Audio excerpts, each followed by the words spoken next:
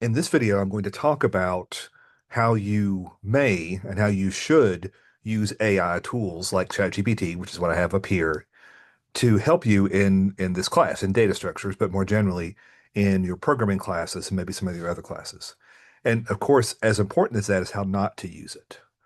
So AI is not a replacement for learning. You can't take it with you to the job after you graduate. But if it's used correctly, it can help you understand the syntax, the practice concepts, and help you to debug difficult problems. You can also get extra feedback. You can get extra work. Um, it can create custom tutorials for you, lots of things. But if you use it incorrectly, you can violate the honor code, get yourself in trouble, cause a lot of work for both of us, and more importantly, it'll keep you from learning the material.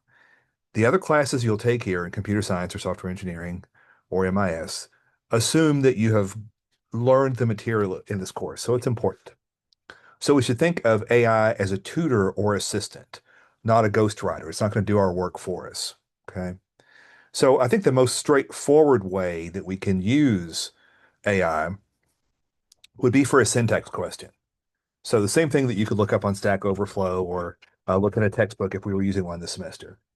So, for example, let's say that your homework problem, in fact, I think your homework problem does ask you to to dynamically allocate an array. Let's say you forget how to do that. Okay. So you just ask it pretty simply. Again, I am in ChatGPT. I'm on the Mac client for ChatGPT, but that's all that it is. I don't pay anything for it. How do I dynamically, get spelled correctly or type correctly, dynamically allocate an array of integers in C++.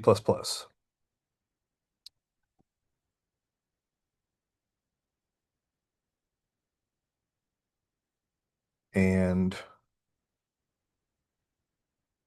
then delete it. So we get both. Okay. I ask it that. It's going to think just for a second, and it's going to give us an example here. So now we have an example, right? So here's the where we're going to initialize the array, going to dynamically allocate it based on whatever n is at the time. We're going to use the array. Then when we're done, we're going to do the delete with the brackets for the array. And you can always set array equal to null pointer just to be on the safe side. Okay. You don't have to do that. Okay. So other things, you could ask it something like something simpler. How do I do a switch statement in C++? Okay. If you've forgotten that, it's going to go. It's going to give you the syntax. Okay. It's going to break it down, show you how to do it. This is a completely acceptable way to use AI. You're asking it a specific question. It's not doing the work for you. Okay. So asking how to do something is fine. If you ask for a full program or a full solution to a homework problem, then you're not fine. That's where it's not good. Okay. One of the other things, and I think this is probably the strongest use of AI, is as a custom tutor. So if we've talked about something in class and you've read about it online and you're just not getting it, it's not making sense to you, then you can ask ChatGPT or any of the other AIs to create for you a custom tutorial. Okay. So I can say something like, explain, some of you may need this, explain pointers in C++ as if I am a beginner who understands arrays, but not memory addresses. Okay. And you can ask it to include a simple example. Okay. So it's going to think for a second and then it's going to explain. Okay. So it starts with the core idea, doesn't mention memory yet.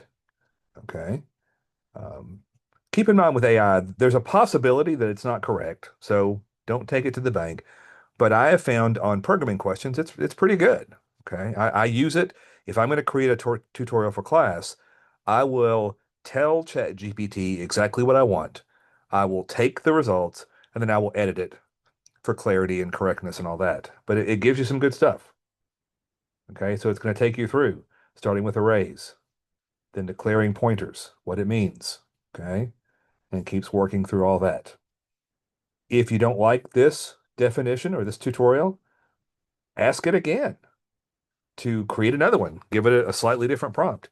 Remember the chat in ChatGPT, and it's true for all the AIs that are the generative AIs, is you're having a conversation with the data. Okay. So that's a good thing for sure, right? And you're not asking for answers to your homework problems. You're asking for understanding. How do you understand what's going on? Okay. You could also say something like create, we're doing functions today. So let's say you forgot functions. Create a short tutorial on writing a C++ function that returns a value with common mistakes beginners make. It will tell you that. Okay. All that's good stuff. So the third use is getting extra practice programs as well as having it graded for you.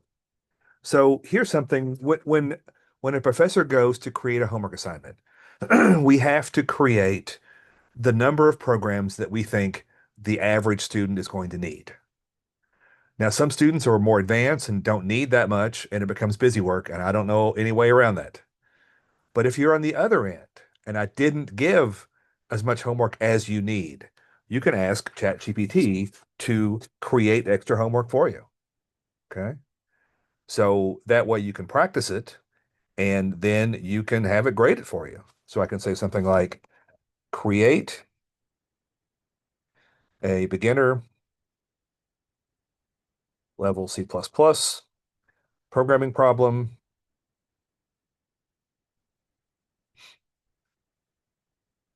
involving arrays and loops. Okay. And you can say clearly here, do not include the solution. Okay. So it's going to give us a programming problem. Here's the description. You're going to it wants you to create an array that can store 7 integer temperatures, use a loop, going to calculate the average, all those things.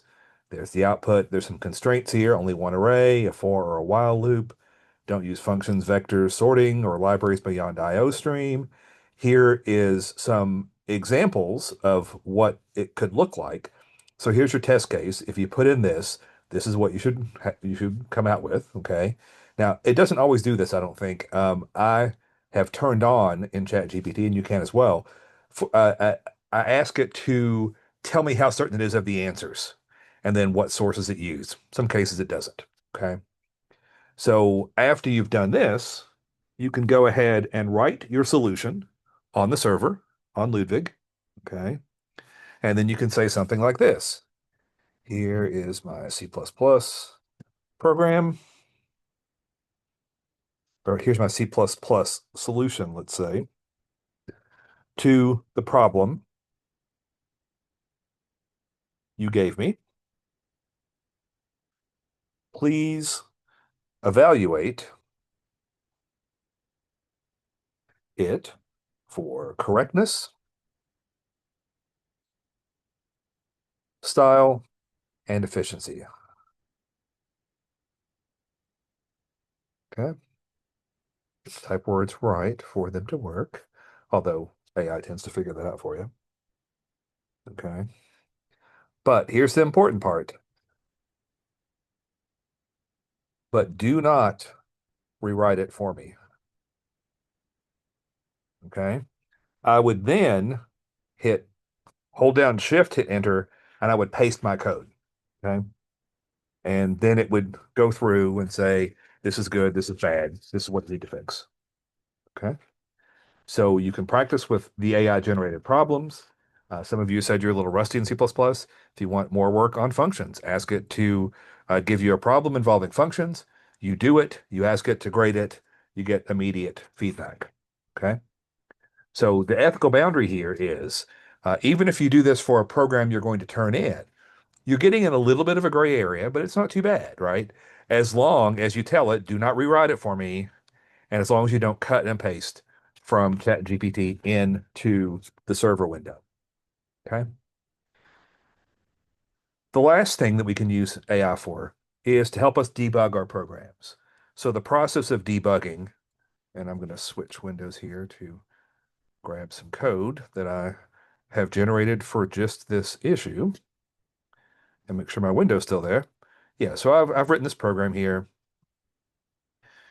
You will find that you can tell that I grabbed it from ChatGPT and cut and paste, which you should not do because it's got the brackets there. And I like brackets over there. That's just, I think it lines it up better and I can see what's going on. So I'm going to go ahead and do that to this one, although it does not change things. And it doesn't matter to me how you do it, but just be consistent. And then in Emacs, if I hit the tab key and then the down arrow, it will position everything. Okay. So this is some code that I wrote, or I didn't write. I'm sorry. This is code to sum an array that I grabbed, had ChatGPT do that's got a problem in it apparently. Okay. So I'm going to go ahead and I was in Emacs. I did a Control X, Control C in order to make it exit and ask me if I wanted to save. Okay. I can now do a G++. Okay. It's not letting me type. Why not? Because I clicked the wrong thing in Zoom. Okay. I'm going to do a G++. Okay. On the debug demo dot CPP. Okay. It's graying this out because I'm using Warp. Warp does a lot of stuff for you. Um, you can use that if you like, but you don't have to. And I'm going to call it debug demo.exe. Okay. You run it. Okay. That looks okay. We're going to run it here. And it gave us some. That is weird because it told me it had a bug in it. Apparently it doesn't. Well, that's interesting. Well, in any case, if it had a bug in it, I guess we could make it have a bug. Here's a bug that turns out to be strange, I think. Sometimes, where do people do it? The int main? They would put a semicolon there. Okay, then when you go to compile it, um, yeah, it does weird things here. So what it's saying is, that's why it's hard to find. It's saying here that on line 15, and they were expected an qualified ID before the opening bracket. Okay. So if you go back and look at your code, you go down to line 15 and the lines show down here at the bottom to 15, and you don't know what it's looking for. You may not notice that that is a problem there. Okay. So that can be difficult. The other thing that I've found is if you have an if statement with a semicolon at the end, it just ignores the if statement entirely, but it doesn't give you an error at all. Okay, so depending on which system you're on, I'm on a Macintosh, so I can just go ahead and highlight all this. Okay, I can do a Command C, should be able to copy it. Sometimes it's weird, but it should be okay. Okay, and then I should be able to paste it again. Let me share the screen again with the ChatGPT window. Okay, I can say something like, instead of all that, just say, what is wrong with this program?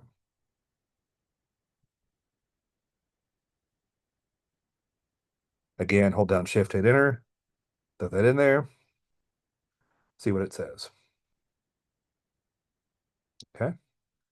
So I guess this was the error that was there before. It's odd that it didn't cause any trouble. Um, is that the first error it finds? Yeah, and in fact, no, there's an int sum there. I don't know why. Oh, the int sum. No, it's using it okay. Yeah, I don't know why it's complaining about that. Um, oh, it is never given an initial value. That's true. So that's kind of an older problem for sure. It used to be when you would create a new variable, it would just have some random value, whatever was in memory. So it's always, and it's still always safer to put an equal zero here on the sub. But that didn't cause the trouble. We'll go back and see if wall would have caught that because I didn't do wall. Okay. Um, the other issue, if we go down here, yeah, th these are different problems that it had. That's very interesting. It just did the function. It didn't do the whole thing. It didn't take. Did I not copy the whole program? I did. Oh, it didn't have the error. I must have taken the error out before I copied it. Okay. In any case, it did find us some things that were problems. Okay, that it can be helpful on that, and it's usually a lot more clear as what its issues are. Okay. So again, if we look at this, we are not initializing the variable, which is correct. Okay, so let's take a look here. And now, if I debug it again, putting in the wall, see what helps any. It still doesn't. It's still happy with life. Okay. So you just have to be careful about how this works. But the takeaway from that is that if your program has an error, then ChatGPT can be very helpful. Okay. It's not the first thing that I would do. Okay. The first thing that I would do was the things we always do, right? And that would be, why is that locked up on me? Okay. We'll be back in a minute, hopefully. There we go. Okay, so when you're debugging a program, you start by putting in print statements, you read the code, you read the error message you get first, and then can put in some print statements and go through those steps. That's where I would start. But if you're really having trouble, you can drop it into ChatGPT to see what it has to say. And in fact, you could even come to ChatGPT and say, "How do I debug a C++ program?" And it will start giving you steps to do that, right? Okay. So it's going to give you more than you probably wanted to know. Okay. So, yeah, again, we can use print statements in to see what's happening, see what's going on. We can look for the common errors that people have and those kinds of things. Okay. So that's certainly something we can and should be doing in our code, not as a first step, but when things are not clear to us. Okay. So we're going to kind of finish up here talking about things that are not ethical to do. And that are things such as you take an assignment that I've given you or anybody's given you, you cut it and paste it into the ChatGPT window, you take its result and copy and cut and paste it back into your assignment. That's not going to work. Okay.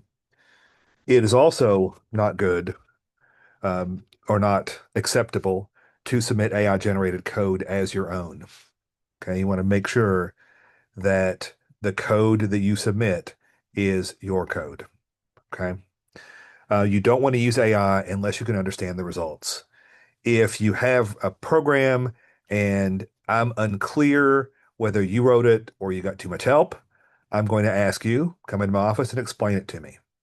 If you can, then you're probably going to be okay. If you can't, you're not going to be okay. Also, keep in mind that we're building skills in this class. The things that we do this week, we'll still be doing at the end of class. So if you use AI to bypass that learning, then you're not going to have it for later, and it makes it more difficult. So make sure that you own the code that you submit and that you understand what's happening. So when you use it ethically, AI can enhance your learning of C++ plus plus or any other language. It can make you a better programmer. It can show you techniques you may not have thought of. It can show you examples. Sometimes it's a little newer in the way it uses syntax than textbooks would be. But if you use it incorrectly, it can rob you of the skills that you need. You're here to learn skills. I mean, you're here to get a grade and graduate and get a job. But that getting a job part and being successful at the job is dependent on you learning the skills. So the expectation for me is simple. You do the thinking in this class, and AI can help when it's appropriate. If you're ever unsure whether or not your use of AI is legitimate, just ask me. We'll talk about it. I would and do it before you've done it. Okay. It's much easier to talk about it beforehand than it is to go back later and try to fix it. Okay. And then the last thing, and this ties into kind of a different issue. what I want you to do in the programs and where we put it, it doesn't matter. And I kind of vary. I guess you can put it here at the top. You can put in a block comment with a slash star star slash. Okay. And here you're going to put in things such as, programmer name. Um, you're going to put in, the program name, what it does, the date, any odd formulas that are not clear in the text. I mean, whatever notes, just general notes. All programs don't have these, but some of them do. Okay. And also you want to say, okay, um, I consulted whichever one, in our case, ChatGPT, to help me debug syntax error.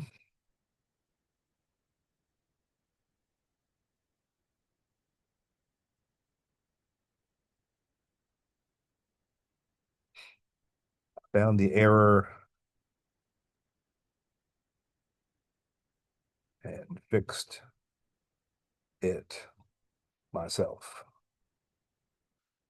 after it was pointed out. Something like that. So I know that you use ChatGPT to help you debug. You found out what was wrong and you fixed it. You didn't cut and paste and you understand what's going on. Okay. So that's an important step. That will make things easier all the way around. So if you have questions about any of this, I'm going to post this video. It's Thursday, the snow day. So we'll talk about it in class tomorrow. If you have any questions, make sure you let me know. You can always text me if you need help sooner than that.